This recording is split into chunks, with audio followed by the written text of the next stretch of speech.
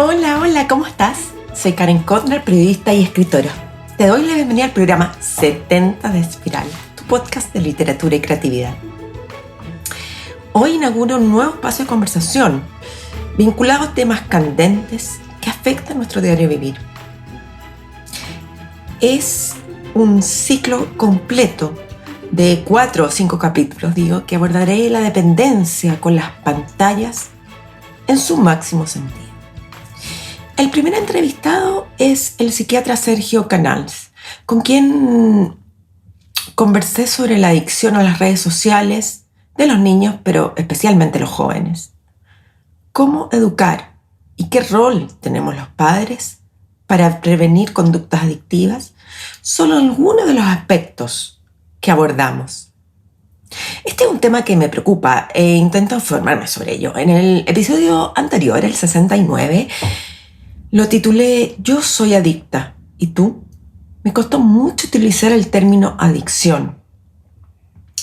Pero la verdad que siento que tenemos una responsabilidad como profesionales, personas reflexivas, de indagar un poco más. Y efectivamente, Espirales es una oportunidad para eso, para abordar estos temas que nos afectan en cómo vivimos. Y a veces no nos damos el tiempo de reflexionar sobre ello. El doctor Sergio Canals es una eminencia en temas que van desde el matonaje hasta las adicciones, ya sea la comida, con el alcohol y ahora, con la pantalla y los videojuegos, las redes sociales. Me imagino que te lo sabes. Él ha publicado muchísimos libros y le gusta el tema del matonaje y abordar el tema de la familia. Uno bien interesante es el que escribió en el 2008 para la familia, cómo ir a ser la familia el 2025. ¿Qué es una adicción? ¿Qué rol? ¿Cuáles son las herramientas que podemos practicar en nuestras casas, en nuestros hogares, con nosotros mismos? Descúbrelo. Recuento personal. Literalmente me he portado pésimo, vinculado a este tema de la dependencia con la pantalla. Casi no he levantado la cabeza trabajando. He pasado horas editando y editando. Además que preparar cada clase del taller de literatura de los rusos requiere mucha investigación y una cantidad de tiempo imposible de dimensionar. Pero al final de cada encuentro, de cada sesión, de cada clase, me siento tan feliz, realizada, que no dudo en seguir impartiéndolas. Cuando este episodio salga, habrá pasado una semana en la Maratón de Santiago y del Día de la Madre. Por primera vez en muchos años no participé de la Maratón de Santiago. ¿Por qué? Sencillo, no estaba preparada. El Día de la Madre fue increíble. La verdad, mi marido y mis hijos me hicieron un desayuno delicioso. Y si bien yo no estaba esperando regalo, pues hace muchos años decidimos abstenernos de esta costumbre. Me sorprendieron con un pañuelo hermoso. De hecho, lo estoy ocupando ahora mientras estoy grabando. Feliz día atrasado a las mamás, y en especial a la mía, una dulce madre. Volví a preparar pan, pero fue un fracaso. Me salió tan duro que podría haber asesinado a alguien golpeándolo con el pan. Así de espantoso fue, casi un experimento. Lo tiré de inmediato a la basura. Otra buena noticia es que los suscriptores al boletín han ido sumándose. Y además varios de los que hoy me escuchan han comprado un ejemplar de Cuaderno de Escritura. Con estos ejercicios escribo. Gracias a Alejandro Vidal, a Geraldine Preminger, María El Pilar Lepe, Berta Siebrich, Gloria Rojas, Romy Goodman, Angélica Montes, María Carolina Barros, Soledad Arellano. Son algunos de los que han comprado. Si te gustaría tener algún ejemplar, lo puedes adquirir en mi página web www.karenconner.com o en librerías independientes de Chile e incluso en Busca Libre. Y así te va a llegar físico en cualquier lugar del mundo. Y si no lo quieres físico, obvio que está en digital. Además, estoy con un concurso durante todo mayo regalando ejemplares. ¿Cómo participar? Invita a alguien o a muchos a suscribirse al boletín y ya estarás participando. ¿Pero cómo me puedo enterar que tú los recomendaste? Escríbeme a mi correo karen@karenconner.com contándome a quién invitaste. Ahora vamos con la entrevista al psiquiatra Sergio Canals. Doy la bienvenida al doctor, al psiquiatra Sergio Canals, que tiene un gran currículum y a lo largo de su vida se ha dedicado a aportar a la sociedad a través de cómo tener una infancia y una adolescencia mejor, con menos bullying, con menos adicciones, con menos alcoholismo, drogas, cómo prevenir. Y ahora se suma a tus desafíos como profesional y personal el tema de lo que es la constante conexión. Es algo seguramente, un campo completamente nuevo, digamos. Debe tener puntos en común con las otras adicciones, ¿o no? Entonces, partamos, Sergio, partamos. Gracias por estar en Espiral. No, gracias a ti por la invitación y el tema es fascinante. Así que estamos listos. El tema es fascinante. Mira, en un artículo del diario El País en el 2018 que se titula ¿Cómo y quiénes se hacen adictos a las redes sociales? Allí se comenta que el abuso de las redes sociales provoca el alejamiento a la vida real, induce ansiedad, afecta la autoestima y hace perder capacidad de autocontrol. ¿Cuál es tu opinión sobre esta cita? ¿Y es efectivo que existe la adicción a la red social, a las redes sociales en los jóvenes o en el ser humano en general? A ver, ¿se puede decir un garabato aquí o no? Podemos hacer una excepción. Una excepción, porque le pregunté a mi nieto, adolescente mayor, ya, que era para él el celular, pensando en esta entrevista, y me dijo, me miró así, ya, con una cara como sorprendida, no sé, ¿por qué preguntas eso? Y luego dijo, de aquí viene, permiso, dijo, chucha, es todo, me dijo, es el mundo, es la relación con las personas, es la información absoluta, es decir, para mí es todo. Eso marca inmediatamente un contexto veloz, ¿ya? El segundo contexto, ya más complejo, pero a mí me gusta cuando hablo del tema referirme a lo que un filósofo, Eric Sadin, tuvo en Chile, creo Puerto de Ideas, hace poquitito, ¿ya? Habla de la nueva condición del ser humano antropo-maquínica, antropo del hombre, y maquínica, el celular es una máquina, es un computador, es una máquina fotográfica, es un reflejo del mundo, ¿ya? De los contextos de consumo. Y él dice, este nuevo ser antropomaquínico, ¿ya? Muestra una especie de fusión híbrida entre el espíritu del ser humano y de alguna manera la máquina, refiriéndose a máquina, a las máquinas digitales, y anteriormente uno hablaba de las otras máquinas, pero hoy día el centro están las máquinas digitales de información que nos hacen acceder a la virtualidad, especialmente la virtualidad digital, ¿ya? Y lo tercero es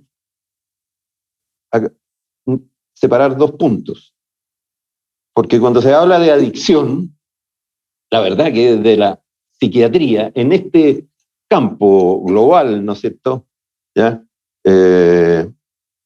solo están aceptados, y ahora hace poquitito, en la nueva versión de la clasificación de enfermedades mentales que se llama la americana, el DSM-5-TR revisado, el más nuevo, que acaba de salir, acepta la adicción a los videojuegos en el capítulo de las adicciones, con los mismos patrones de cualquier fenómeno adictivo. Eso quiero saber, si nos puedes definir cuáles son las condiciones para definir un comportamiento como adictivo, porque quizás que la palabra ya está muy manoseada. Exactamente.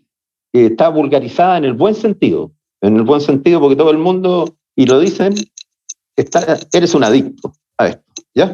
Pero la verdad es que entrando desde la psiquiatría, para decir esta persona es adicta, significa que en su modo de existencia, en su modo vital, el químico, el comportamiento, el juego o los videojuegos han pasado a ser parte nuclear y fundamental de este proyecto, de esta manera de instalarse en el mundo con él, con los demás, ¿no es cierto?, con la realidad, y que no puede dejarla de lado, porque si la deja de lado, se siente mal y siente una compulsión a volver a experimentar esto, en este caso, directamente a volver a jugar videojuegos, lo cual también se traduce en dejar de lado lo que habitualmente debiera ser de acuerdo a, hablemos del adolescente a su etapa de desarrollo, hablemos de un niño antes de la adolescencia, de acuerdo a su etapa de desarrollo, es decir, lo cotidiano, salir, hacer deporte, jugar, estudiar, todo eso queda desplazado, ¿no es cierto?, por un solo foco de actividad, la cual necesita compulsivamente realizarla para volver a experimentar lo placentero de esa actividad. No hay adicción sin lo placentero, ¿ya? En todos los espacios en que el ser humano encuentra esta sensación placentera que está, ¿no es cierto?, soportada por un sistema cerebral que se llama placer-recompensa gigantesco, cuando ese sistema se perturba o se enferma a la luz de la búsqueda de algo que uno desea, en ese momento uno podría hablar de que se está generando, o en algún momento llega a ser un adicto, es decir, un enfermo. Adicción a la comida, adicción al sexo, adicción al alcohol, adicción a la marihuana, adicción a las compras, uno podría ser, pero en ese momento ya entra uno en frontera y en márgenes, ¿ya? Pero definitivamente hoy día se acepta por primera vez, ¿ya? Ante la Organización Mundial de la Salud lo había puesto, pero hoy día están las clasificaciones psiquiátricas. Y responde, como te dije, a ese patrón. Y el patrón de adicción significa que cada vez uno necesita más, ¿ya? Necesita gastar más tiempo, ¿ya? Y intensificar el comportamiento o el uso o el consumo de esto que lo está llevando o lo ha llevado ya a enfermarse. Pero, Sergio, estoy pensando en las adicciones en general, pero específicamente en esta categoría, hablando de videojuegos, tiene un componente más peligroso porque ataca a una población más joven, tiene acceso más joven a la adicción. O sea, el alcoholismo por lo general empieza ya a los 12, 13 años, podemos ver ciertos patrones, pero el videojuego puede estar presente desde temprana edad. Pero es cierto, hay que acordarse que la generación de hoy día nació con el celular en la mano en vez de la mamadera, ¿ya? Y el mundo digital se expande ante sus ojos desde pequeño, es educado en su uso, ¿ya? Y lo adquiere. Pero eso no significa que estén los mecanismos cerebrales para generar y poder decir, voy a inventar, este niñito de 2 años está adicto a los videojuegos. No, porque se necesitan ciertas etapas de madurez, ¿ya? Para que se constituya este fenómeno o esta realidad biológico, personal, cerebral, mental, que uno cataloga o sea definido como enfermedad adictiva. O sea que un niño de 6 años versus, es casi imposible, pero versus uno de 12, 13 años es factible. En los 12, 13 años está en la preadolescencia, efectivamente ya, y los mecanismos de la búsqueda de lo con lo que el niño se siente bien, digamos, o se siente a gusto, él ya lo siente, reflexiona sobre eso, ¿no es cierto? Y llega a decir, esto para mí es rico, sentarme a jugar videojuegos. ¿Sí? Hay que acordarse que los adolescentes, por ejemplo, cuando hacen una reflexión sobre lo placentero, significa que están los sistemas construidos ya. Cuando aparece el concepto cotidiano es que rico. ¿Ah? Vamos a ponerlo en esa categoría. Siento muy bien. Siento placer. Ese concepto del placer se construye de manera más compleja. Pero en ese momento ya uno se preocupa de lo que significa la posibilidad de la adicción. Si al final lo que yo te mencionaba es que es un solo gran mecanismo que se va desarrollando y que es imprescindible para el ser humano, que es la búsqueda del sentirse bien. Desde que uno se levanta quiere sentirse bien y de alguna manera descubrir o construir realidades un poco más maravillosas. ¿Ya? Y se toma un café, ya listo. Y con el café toma dopamina, entonces está más activo y se siente bien. Y así se manipula químicamente todo el día, ¿ya? Con distintas estrategias de comportamiento y químicos, ¿ya? Y ese gran sistema es delicado, es un sistema inteligente que aprende. O sea, es un sistema que no nace con la búsqueda de ciertos objetos de placer, llamémoslo así, sino que es educado y aprende a que lo que está consumiendo, por ejemplo, vamos a hablar de la comida, lo hace sentir bien y es rico. Y en la medida que sigue comiendo, claro. Dice, sí, el sistema lee eso y ya lo incorpora. ¿Ya? Pero el propio sistema tiene sus propios, a su vez, mecanismos reguladores para que esto esté en un equilibrio de control. ¿Sí? Pero potencialmente, todo esto que va incorporándose como placentero, ¿ya? Puede llegar a ser adictivo. Y en el caso de los videojuegos, ¿cuál sería el mecanismo de control? El mecanismo es uno solo, digamos. Los mecanismos, a ver, ¿cómo volvamos a la comida, que es lo más básico, pero finalmente, ¿qué es lo que el niño aprende? Que no puede comer en cualquier momento. Y que hay momentos para comer, momentos para no comer, y que uno come 4 veces al día, 5 veces al día, y aprende a educar el apetito, el hambre. ¿Sí? Para no comer todo, salvo que se rompa estos sistemas, se quiebren o estén patológicamente alterados, el niño aprende que toma desayuno, come algo al mediodía, pero almuerza, y no anda comiendo todos los días aunque tenga apetito, porque los propios sistemas bloquean eso, lo bloquean. Pero es la experiencia y el aprendizaje las herramientas básicas del control de este gran sistema, ¿ya? Se educa y se aprende.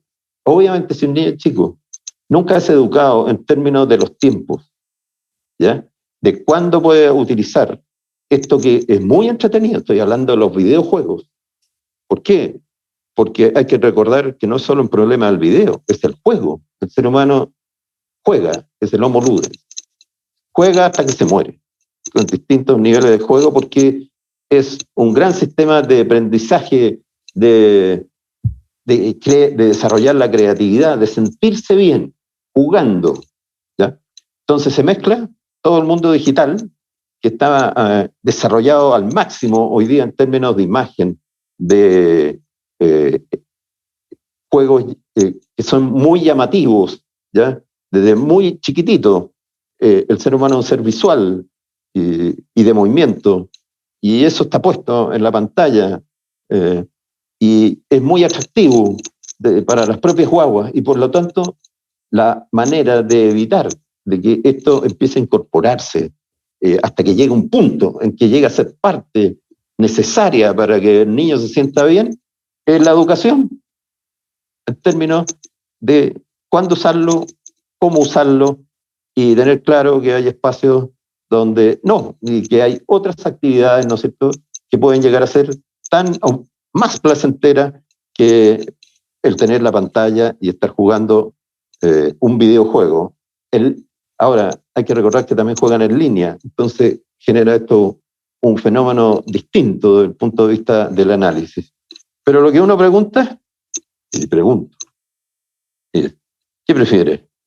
¿Jugar un partido de fútbol en pantalla o ir a jugar un partido de fútbol con tus amigos allá afuera, en el mundo real?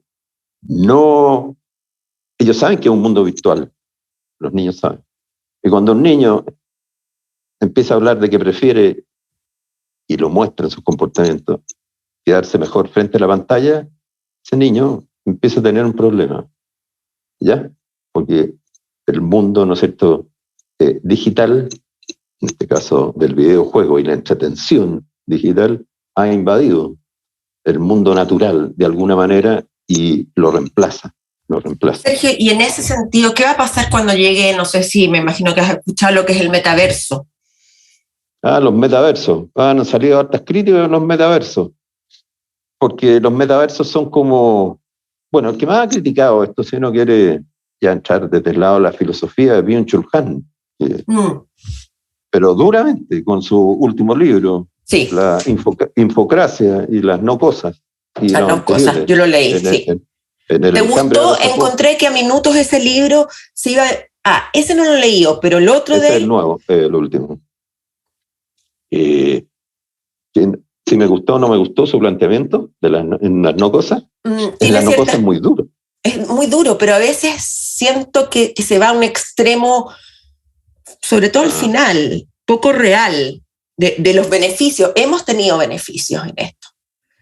Es lógico. Cuando habitualmente me entrevistaban o tenía que hablar, comenzaba diciendo de por qué, para qué, dónde aparecen todas estas máquinas digitales que nos hacen acceder a esta realidad ampliada, ¿ya?, o realidad aumentada en los espacios virtuales. Y la respuesta es porque el cerebro, mente, porque uno no es cerebro, cuerpo, mente, ¿sí? La mente corporizada, cerebro, mente, corporizado, ¿ya?, está capacitado potencialmente para crear estas propias máquinas, ¿ya?, y modificar y dejar que la realidad lo modifique, porque era parte potencial de sus maneras de desarrollo y expandirse. Es decir, la mirada negativa absoluta sobre lo que es la realidad virtual, digital, y obviamente de las máquinas para acceder a eso. Si no, uno no puede acceder. Si uno elimina todos los celulares y todo, se acaba la realidad virtual, queda la imaginación. Y de eso se queja fuertemente Byung-Chul Han, ¿ya? Por lo tanto, no es el problema la realidad virtual y las máquinas digitales. No. Es la forma en que se usa y el sentido de la cual se dota. El contexto, cómo este ecosistema digital va, como es parte ya de la realidad global, va modificando también el propio desarrollo o la subjetivación del ser humano y hacia dónde la conduce, o uno hacia dónde deja que esto lo conduzca. Pero yo creo que es parte natural, de alguna manera ya, el que tengamos este brazo y estas herramientas, ¿no es cierto?, de transformación de la realidad y para habitar en esta realidad creada, nueva, que es la virtual digital. Entonces, y así seguramente van a aparecer otros y va a seguir esto modificándose y autoorganizándose y uno siendo parte. Hay que acordarse que en esta realidad uno crea la propia realidad. Los contenidos hoy día de la red digital global las crea ¿quién? Uno mismo. O sea, cada uno es un nodo, ¿ya? Que genera ya información y comunicación, ¿ya? Y el otro es otro nodo y interactúa con uno y van creando este gran sistema que ya finalmente se autoorganiza, ¿ya? Entonces ya no está ajeno uno, no puede estar ajeno, no, ya no va a estar más ajeno.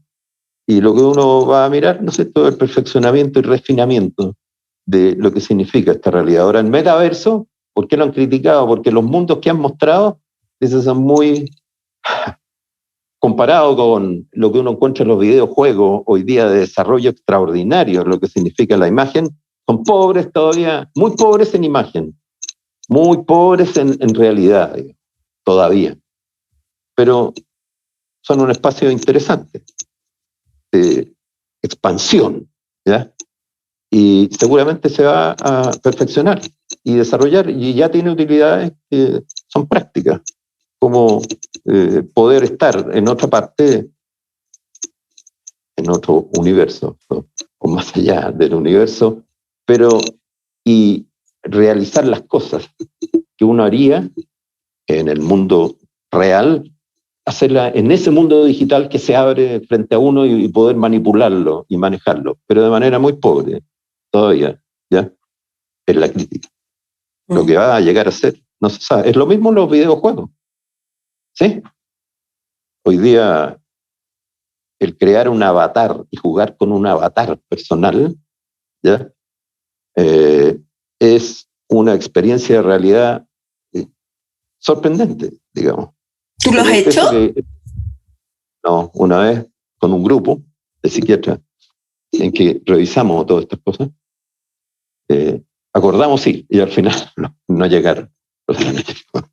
Entonces no entramos, porque hay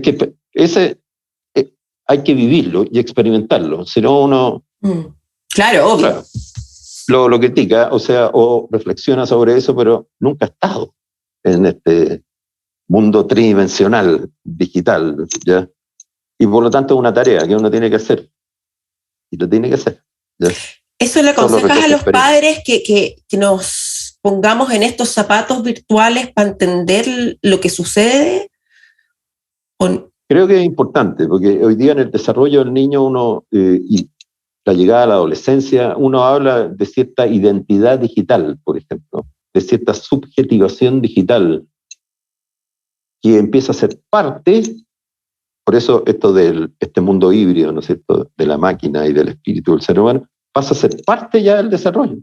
Es decir, hoy día no existe un niño o un adolescente que no tenga esta parte de identidad, de desarrollo de la identidad y del yo, del ser sujeto, subjetivarse, que es digital y que está construido en torno, ¿no es cierto?, por ejemplo, al reflejo de la propia imagen en los demás y de que esa imagen sea aceptada, ¿ya?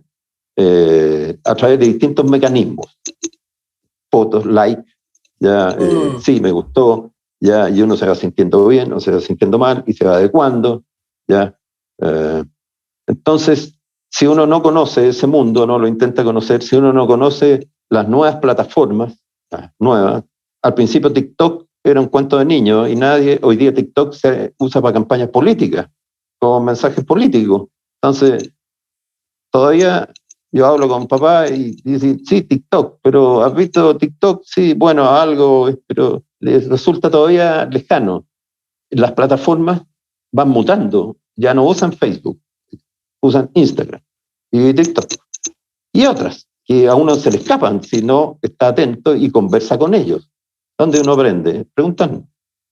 Yo en la consulta les pregunto, ¿qué plataforma utiliza? Y si aparece una nueva, le pregunto, ¿qué es esto? No, explícamelo, ¿ya? Por lo menos para saber, claro, y entender y además los riesgos. Todo esto, acordarse que en el fondo este mundo digital, ¿ya? Refleja la realidad de la sociedad y la cultura donde está del tiempo que se está viviendo, y por lo tanto está la violencia, ¿no es cierto?, el bullying, está todo el mundo, ¿no es cierto?, de la sexualidad presente, poco a poco, con todos los riesgos y pacientes que relatan que se mandan pack. El pack son estas imágenes seductoras, ¿no es cierto?, que se mandan las niñitas, preadolescentes, generalmente las mandan ellas, a amigos, ¿ya? Porque el amigo le pide, mándame un pack. Y el pack es una foto seductora, ¿sí? A veces con poca ropa. ¿Pero de ellas o de un tercero? No, de ellas.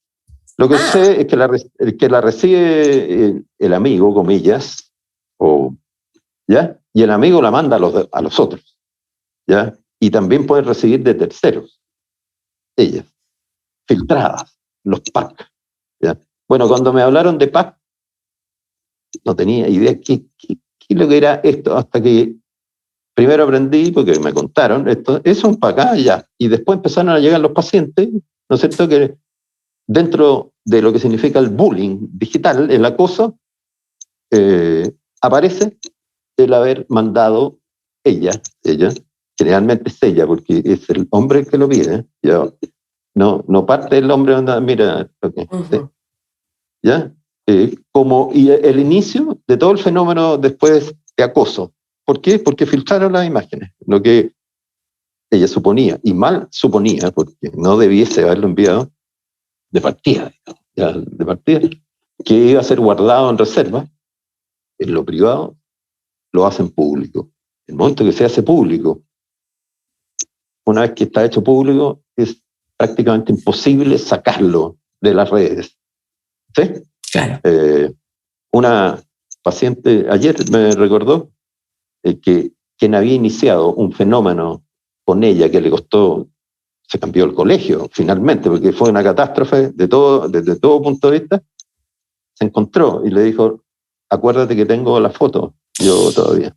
Entonces, pero sí, bueno, esos riesgos, sí, y entonces acostumbro yo a preguntarle, algunos todavía me dicen, no, un pack, que le digo al propio paciente, o a la paciente, cuéntale tú qué es lo que es un pack. Oh, dice. Entonces, eso abre la puerta de los riesgos, la prevención de los riesgos, la educación, ¿no es cierto?, lo que hablábamos antes, ya, sumado con la propia experiencia de desarrollo que va haciendo el niño preadolescente y adolescente, donde todo esto cobra una potencia extraordinaria por la propia etapa de vida que están viviendo, donde en realidad la adolescencia es una transformación, experimentación. Porque si no exploran el mundo regulado, contenido, todo lo que ustedes dicen, no se desarrolla, no sigue hacia adelante el desarrollo, ¿ya? Por eso que es una etapa de alta complejidad, ¿ya? Hay que recordar que en la adolescencia el cerebro se poda. ¿Qué significa que se poda? Bota las neuronas que finalmente no fueron usadas para nada práctico, digámoslo así. El cerebro, entonces, esa la echa para afuera, disminuye las neuronas, pero aumenta la complejidad y empieza, ¿no es cierto?, a perfeccionarse, ¿ya?, lo que tiene que desarrollarse. Bueno, ese periodo es largo y expone y hace necesario que esa persona que está en la adolescencia, ese niño o esa niñita, ya vaya descubriendo una realidad que hasta antes de esa etapa no la veía de la manera que empieza a mirarla, ¿ya? No es que aparezca una nueva realidad, ¿ya? El cerebro se transforma completamente y de alguna manera la lectura de la realidad empieza a ser radicalmente distinta en las áreas críticas. En este sentido, quiero entender una cosa. ¿Sí? ¿Cuál es el rol de los padres en este escenario? Porque suena uno como padre que estás peleando contra un gigante con un Goliat mayor, digamos, muy, muy poderoso. Es muy poderoso. Basta recordar, si entramos por el borde del consumo, que todo lo que ellos, los adolescentes y los niños, van incorporando está mediado, ¿no es cierto?, hoy día por la compra. Se compran programas, se compran juegos, se ganan puntos, se ganan, y después, ¿para qué hablar de las compras y los cambios de celulares, que son se van actualizando y los niños cada vez saben más y saben, ¿no es cierto?, que para jugar ciertos juegos necesitan mayor memoria y hay celulares que son mucho mejores y van exigiendo este cambio con la dinámica del consumo, ¿ya? Y todo lo que van descubriendo después cuando abren YouTube y directamente Internet y todo está, los modelan en términos de los consumos y los papás tienen que pelear un poco con ellos, ponerle los límites. Desde partida de cómprame un celular mejor, porque con este ya no me sirve. Lo mismo puede decir de un computador, pero estamos hablando sobre todo de los celulares. Entonces, eso es lo que se llama una subjetivación, una especie de lectura global de la realidad en términos de regulación de los deseos, ya del cómo sentirse bien, cómo explorar el mundo, relacionarse con los demás. Ya, el celular lo está educando a uno también. Y frente a eso, que ya es omnipotente de alguna manera, como dices tú, porque está en todas partes, no hay nadie. Además, la gracia que tiene, la gracia es que es democrático. Hoy día uno va a La Pintana, yo he trabajado en sector y todos tienen celulares. Todos y todas, no hay nadie que no lo tenga hoy día. O sea, es un acceso universal simétrico, ya para todos lados. Entonces, contra eso, lo que tú preguntas, bueno, si la cultura fomenta esto, y esto es parte de la cultura, la tecnología es parte de la cultura, esta realidad es parte indisociable, ¿ya? ¿Quién puede proteger, educar y regular? Los primeros siguen, es que desde el sentido común, los que van a estar al lado de ese niño, de esa niñita desde que nace, y van a regular su humanización de alguna manera, ¿ya? Desde el punto de vista de normas, de valores, de la mirada sobre el mundo, ¿ya? Primero la mamá. No se ha cambiado eso. Pero hay Sergio, algo que ahora escuchándote yo pienso, es muy difícil la regulación que uno puede entregar o ser aceptada entre una niña de 10, 12 años con un joven de 17 años. Lógico, no. O sea, y ahí es muy difícil. ¿Por qué es muy difícil? Porque la adolescencia significa que ese niño, esa niña ya entró en una etapa de desarrollo cognitivo, reflexiva, abstracta, donde ella puede reflexionar sobre el futuro, aparece la conciencia crítica, está construyendo su mundo ético, moral, ¿ya? Y por lo tanto, ya no sirve lo que sirve antes, cuando un niño es muy chico o una niña es chica, en términos de que lo que dice el papá y la mamá ya implica, ¿no es cierto?, o es leído como la autoridad natural para ordenar sus propios comportamientos sin cuestionamiento prácticamente, ¿sí? Pero cuando se llega a esa etapa de la preadolescencia y se entra a la adolescencia, si yo no acompaño de una reflexión y un acuerdo, pero basado en el sentido de lo que yo estoy proponiendo, que es lo que converso, sentido tiene que ver con los por qué, los para qué y los para quiénes. Es decir, por qué hago algo, para qué hay que hacerlo o no hacerlo y cómo impacta a los demás. La presencia del otro, ya, lo más probable, como producto natural de una etapa donde aparece el narcisismo, que es natural de la adolescencia, un tipo de narcisismo, discutir con un adolescente es sumamente difícil. O sea, uno puede tomar acuerdos y conversar, pero sabe que es una tarea titánica, ¿ya? En cambio, con los niños no es tan titánica. No. ¿Sí? Los niños son más divertidos, hasta los 10 de los 11, además son agudos, están aprendiendo, ¿ya? Y al final hacen lo que sigue valiendo, lo dijo el papá, lo dijo la mamá. Pero a esa otra edad ya no vale. Lo dijo el papá o lo dijo la mamá. Ah, sí. Pero yo digo, y ahí se abrió todo ese mundo, donde uno tiene que, a partir del mundo de ellos, ya incorporar este tema de la construcción de sentido, de un relato que le haga sentido del por qué le están pidiendo que no tome alcohol. Ya, y que, pero en una niña que no juega videojuegos, por ejemplo, que no, sí hay. pero que es consumidora de redes sociales, TikTok, Instagram, YouTube, Sí. no sé. ¿Cómo en la práctica los padres enfrentan esto? Hablan con esta chica y le dicen, disminuye las horas, llegamos a un acuerdo. ¿Cómo? Súper sencillo. ¿Qué harías tú en un caso que es transversal, como dices tú, a la sociedad? Una niñita, dices tú, no niño, no. Porque son distintos. Son distintos. Sí. Y lo que buscan en los mundos de las redes también son distintos y se va notando. Se nota desde que son más pequeños. Hay que recordar que la mujer se vincula más, se relaciona más emocionalmente, afectivamente, y necesita más de estas redes. Es cierto que el adolescente es grupo, por definición. O sea, un adolescente, hombre, mujer, solitaria, habla de que algo le pasa en su mundo, porque por definición son grupos, ¿ya? Pero el hombre tiende a funcionar y puede funcionar mucho, a veces mejor solitario. Un hombre masculino cuando se estresa, se aísla y se enoja, ¿sí? Y la mujer cuando se estresa necesita conversarlo y relacionarse. ¿Quiénes manejan más las redes de comunicación social, de los WhatsApp, y se mandan fotos, etcétera? Más la mujer que el hombre, en general. Esto en general, ¿ya?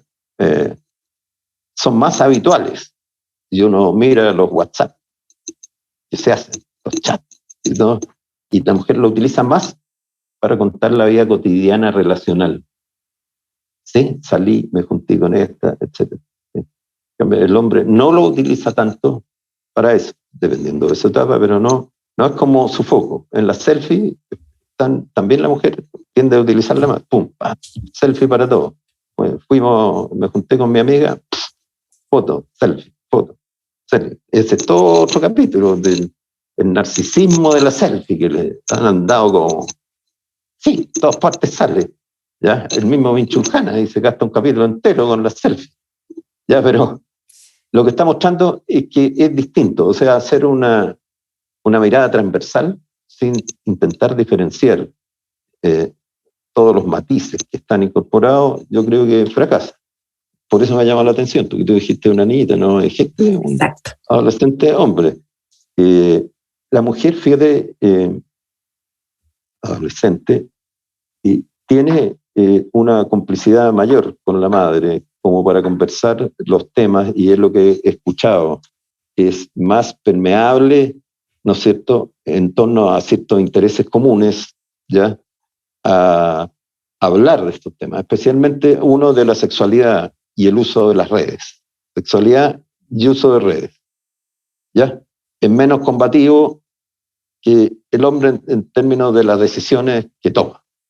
¿Ya? Esto es así. Una mujer la conversa. La prueba está que habitualmente no conversan ni con el padre esos temas. Son mucho más reservados en el sentido que lo van a compartir con sus amigos, que juegan un rol radical.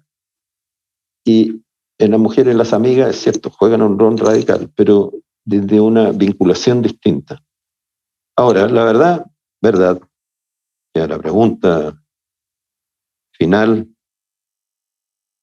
si uno no ha ido acompañando esta evolución digital junto con ella y conversándola, va a ser difícil ponerle coto a la educación. Se ha ido haciendo desde antes.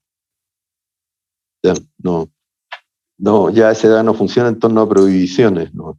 Cuando yo era chica, Sergio, uno tenía el diario de vida y decía, es un espacio inviolable en el cual es privado, personal. ¿No sucede un poco algo similar en introducirse en el teléfono, entendiéndolo en su amplia gama, en una joven? ¿Estaríamos violando ese espacio? Otro viejo tema. Viejo en el sentido de que ha sido debatido desde sus inicios. ¿Ya?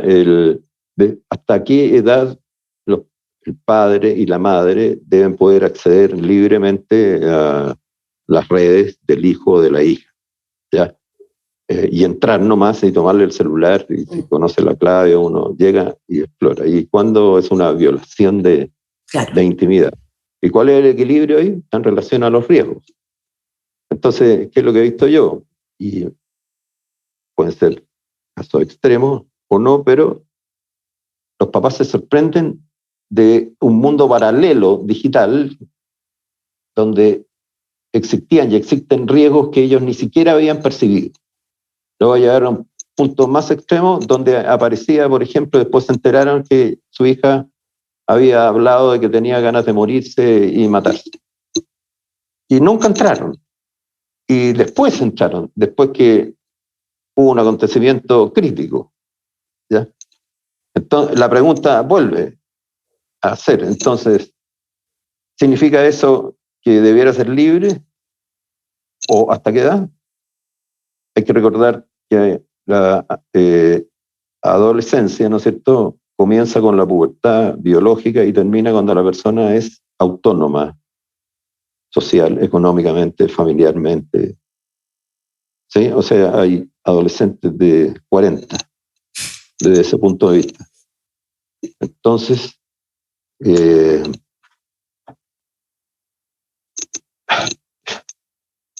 yo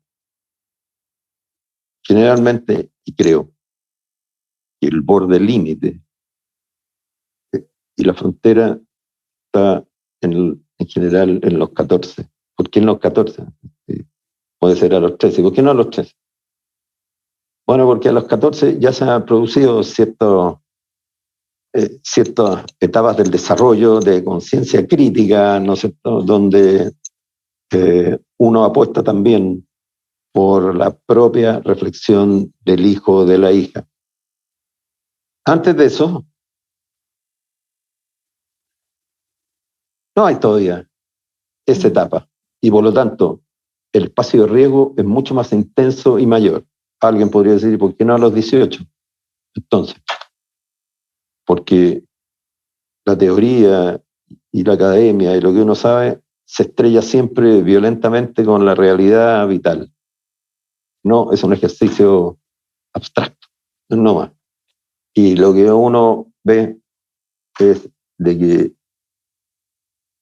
todos los sistemas de regulación finalmente solo sirven cuando son más pequeños y después son eludidos de cualquier manera, ¿ya? Y por lo tanto no va a haber manera de conocer este mundo. La frontera está puesta en los riesgos. ¿Ya? ¿Ya? Considerando que un adolescente es impulsivo, es más narciso, un adolescente es más impulsiva, está pasando por la etapa de narcisismo, ¿ya? Y por esta etapa de hacerse diferente al entorno, de separarse, ¿no es cierto? O sea, está en lucha y está en tensión, y que ponerle un límite como este va a ser cuestionado, y hoy día va a ser más cuestionado, más. Con la aparición del tema de los derechos de los niños y de los adolescentes, lo tiraron sobre la mesa, sin ninguna reflexión, yo creo, poderosa. La prueba está que están pidiendo que voten a los 16, sí, si ellos quieren, porque no es obligatorio, etcétera. Pero lo que no han considerado con esa mirada es que el desarrollo ético y moral sigue después de los 18 hasta los 20 años. Y el desarrollo ético y moral tiene que ver con la conciencia moral, o sea, con todos los matices y reflexiones sobre lo que es bueno y sobre lo que es malo. Esto en general. Y eso no se ha producido. Es decir, a los 14 no está. Sí sabrán si alguien está muerto o no está muerto, y que si alguien sufre esos daños, pero la reflexión global, ¿ya? Y con las tensiones a las cuales uno puede someter los comportamientos sobre lo bueno y lo malo, no están las capacidades desarrolladas. Con un elemento lateral que ha estudiado Damasio, este neurólogo, bueno, uno de los neurólogos que más saben del mundo emocional y se ha introducido en el mundo ético-moral también. Dice que las redes digitales no dan el tiempo necesario, especialmente Twitter, por ejemplo, para que aparezca en el cerebro, mente, una etapa de reflexión y discernimiento ético-moral, porque eso requiere más tiempo que una respuesta emocional. La emoción es rápida y veloz, ya en estas redes que son instantáneas, pero la reflexión y el discernimiento de lo bueno y lo malo requiere tiempo biológico que no alcanza a darlo las redes, estas redes. ¿Qué es lo más nuevo para ti de este fenómeno? Dentro de todo lo que hemos estado hablando, ¿qué es lo más novedoso que tiene este tipo de dependencia, para no llamarlo adicción en algunos y adicción en otros? Sí, porque la adicción, insisto, es una enfermedad. Claro. Que necesita esas características. Lo otro puede ser abuso, lo usa mucho, etc. Pero ahí está la frontera. Entonces, dejando fuera la adicción, porque creo que eso es un fenómeno más particular, el general que estamos hablando, ¿qué sería lo más novedoso? Lo más novedoso, la respuesta de mi nieto, cuando dijo, es todo. ¿Qué edad tiene tu nieto? No, eso, este es un nieto mayor, ya, que tiene 22, pero le pregunté sobre la adolescencia para los jóvenes y me dio su respuesta. Y esa mirada, digamos, para uno es sorprendente. Que alguien diga que el celular, le pregunté, ni siquiera el mundo digital, pero el celular es un instrumento que permite acceder a todo este mundo, que uno lleva, lo porta, lo lleva a todos lados. Que él haya sumido el mundo completo en lo que es este instrumento y este mundo virtual, digital, comunicacional, ¿ya? Sin matices.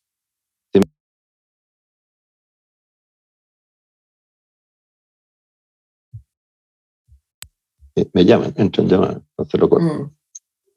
Para mí eso, y lo segundo, el desarrollo y el descubrimiento cada vez más poderoso del mundo de la Matrix,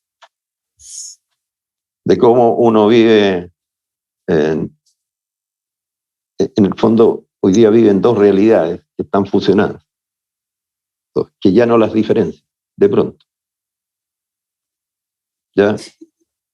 Sergio, hay algo, porque te veo, bueno, no, ¿qué podemos rescatar? ¿Algo positivo para no cerrar, digamos, esta conversación en espiral? No. Embarga esto. De no ser negativo, pues cuando tú me preguntaste, yo dije, así como cuando apareció la radio y fue criticada fuertemente, la radio común y corriente, ¿ya? Cuando aparecieron estos medios digitales, se lanzaron todos encima, ¿ya? Desde todos lados, desde el mundo científico, pediátrico y todo, sobre los daños que esto iba a producir, sobre el desarrollo del niño pequeño. Y la verdad que lo que uno va viendo de que no se ha dañado los desarrollos del niño y los niños han seguido aprendiendo, ¿ya? Y descubriendo cosas absolutamente nuevas a través del hacer propio de ellos. No es poco común preguntarle, ¿dónde aprendiste esto? En YouTube. ¿Dónde? Bueno, en el celular. ¿Ya? Entonces, ¿eso es acaso negativo? No, no es negativo. Es una especie de explosión, ¿ya? De transformación de la realidad y que no podría haberse hecho si no es por estos instrumentos que permiten el acceso, la crean, ¿no es cierto? Y lo crean a uno. Entonces, no es para nada negativo.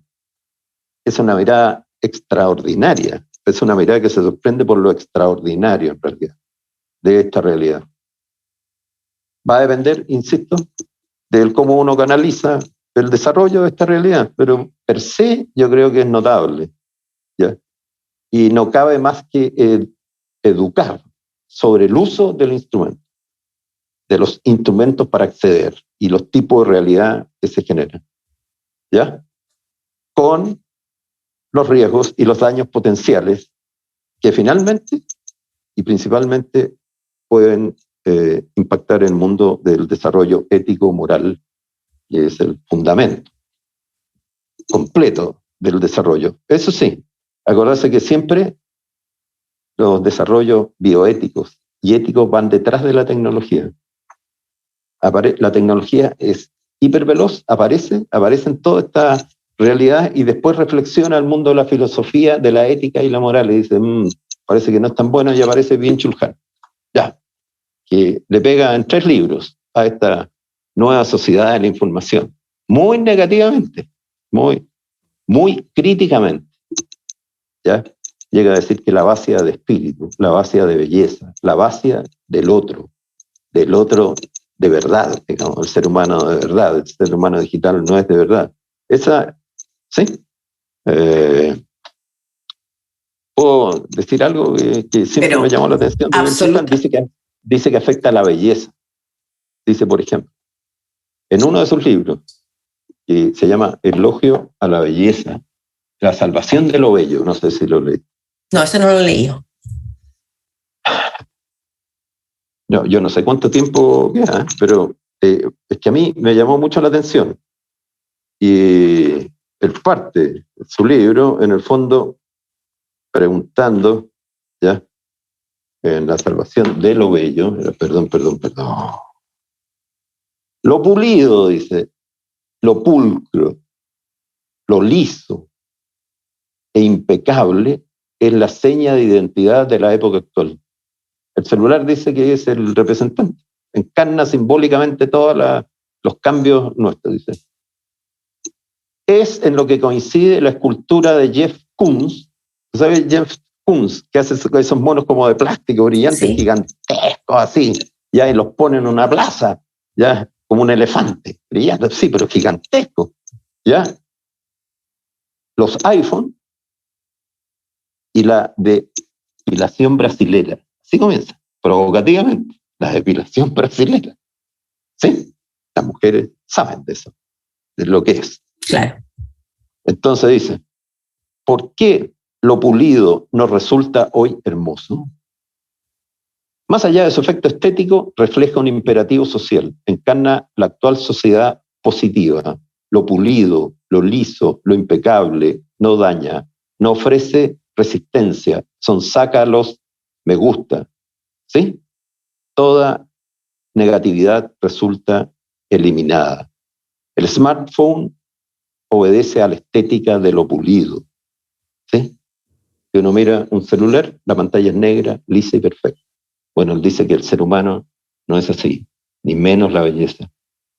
Tiene siempre incorporado lo negativo, ¿sí? Lo que no es perfecto. Y esas 3 cosas que él menciona, en el fondo, no son humanas, de alguna manera, deshumanizan. Es como el elogio a la sombra. Bueno, de Tanizaki, o el libro de Tanizaki. Sí. Sí, creo que son los japoneses, claro, los que dicen ahí, no me acuerdo los chinos japoneses, pero dicen que un jarrón es más bello si tiene la trizadura. Japonés. Es japonés y eso no se repara, sino que lo hace bello. Sí. Eso hace bello al ser humano, y es parte de la belleza. Bueno, dice que este mundo quita esto, lo despoja, por eso dice que lo despoja de humanidad. Es como una sanitización extrema. Exactamente. Que el COVID seguramente también nos ha hecho acelerar el fenómeno. Bueno, no ha hablado claro. Nada, no. Aquí hubo la revolución digital de un salto gigantesco y invadió todo definitivamente y obligó a todos a intentar acceder a todo esto, ¿sí? Por los confinamientos y la cuarentena. Pero eso fue un salto positivo. ¿Sí? Uno lo mira de ese lado, sí, porque el mundo va inexorablemente caminando en estas líneas, lo cual no quita que uno pueda tener visiones críticas. Pero lo que yo creo es que en sí es solo parte del desarrollo y la nueva humanización del ser humano. ¿Sí? Y por lo tanto hay que ser parte de esto. ¿Sí? Muchas gracias, Sergio. No sé si hay algo más que quieras decir específicamente antes de despedirnos, que hay tanto por decir, digamos. Uno se queda corto siempre en los minutos en este tipo de temas. Lógico, ¿no? En lo que tú me preguntaste y uno reflexiona, es que finalmente, si uno mira la transformación actual del mundo, con todas estas características que a veces son leídas muy negativas, y tiene razón, basta hablar de la violencia, que no fue nuestro tema, ya que está incorporado a través del bullying, de una forma, pero se da cuenta que la única, no barrera, sino la barrera permeable que transforma estas realidades sigue siendo, y no va a ser otra que la familia. O sea, el padre y la madre, o quien haga el rol. Ya, quien haga el rol. No hay otra opción, porque las dinámicas del desarrollo sociocultural van a estar afectas a todos estos espacios de deshumanización. ¿Ya? ¿Y cuál es el reservorio humanizador, digamos, ¿ya? Donde palpita y late siempre la humanización es la familia? Entonces, yo creo que esto refuerza y hace reflexionar sobre el rol cada vez más clave que tiene el núcleo, la familia en general. Bastante pasada de moda estaría tu visión para algunos. Tú me llevas al contexto directamente. Claro, una vez me invitaron a una presentación, desaparecía la familia. No fue tan crítica mía, no. Yo diría que hay una gran transformación, digamos, de la familia, y el debate nuclear es, y la pregunta de qué es la esencia de la familia, ¿ya? ¿Y dónde está? Porque finalmente, si todo es familia, nada es familia, desde el punto de vista de la lógica. Entonces aparece de nuevo, cuando uno habla de familia, finalmente, ¿de qué está hablando? ¿De un núcleo solo afectivo biológico, relacional, necesario para la humanización del desarrollo del niño? Ese es el tema. Llevado a los contextos, habrán políticas y formas ya que ayudarán al desarrollo, y otras que no ayudarán. Pero yo creo que los que están en contra finalmente se comparten de que sin familia, sin algún tipo de familia, y ahí viene la pregunta, ¿no? ¿Qué es lo que llaman núcleo o una relación familiar, ¿no es cierto?, o vínculo familiar? No es posible el desarrollo de un niño o de una niña. Con máquinas y datos, esto le gustaría a Byung-Chul Han, no puede. No puede. Se necesita los aspectos, las emociones y la vinculación progresiva. Cualquier madre, finalmente empujada a ese límite, va a reconocerlo. Va a reconocerlo. La prueba está que hoy día ministras fueron a trabajar con sus guaguas. ¿Y qué estaban haciendo? Una apología a la maternidad. Digan lo que digan. Era una apología a la maternidad y a la necesidad del vínculo. Entonces ya es imposible despegarse. No, es así. No hay otra opción. Todo el resto, los colegios, que son parte de la educación clave, son todos afectos a una serie de fenómenos que dentro de la familia no van a aparecer. Cuando un alumno es muy malo, a pesar de todas las leyes, lo expulsan. ¿Ya? O tiene problemas, no mal, tiene problemas. Bueno, nadie expulsa en general a un hijo de la familia. Okay. Claro. No, esos son los propios del vínculo amoroso gratuito, del amor que se regala. Y eso se da en la familia, especialmente el amor materno. No digo no en el paterno, pero es más el amor materno. ¿Sí? Doctor Sergio Canals, le quiero agradecer profundamente esta hermosa mañana de mayo aquí conversando este martes, tratando de hacer lo que todos queremos, tener una mejor sociedad más íntegra y sacando el provecho con las herramientas que tengamos en nuestras manos y en nuestra cabeza para hacer un mejor mundo. Muchas gracias, doctor. Y muchas gracias a ti por el espacio, ¿ya?, que tuvimos. Gracias. Cuídate. Adiós. Chao. Igual. Chao, chao. Chao.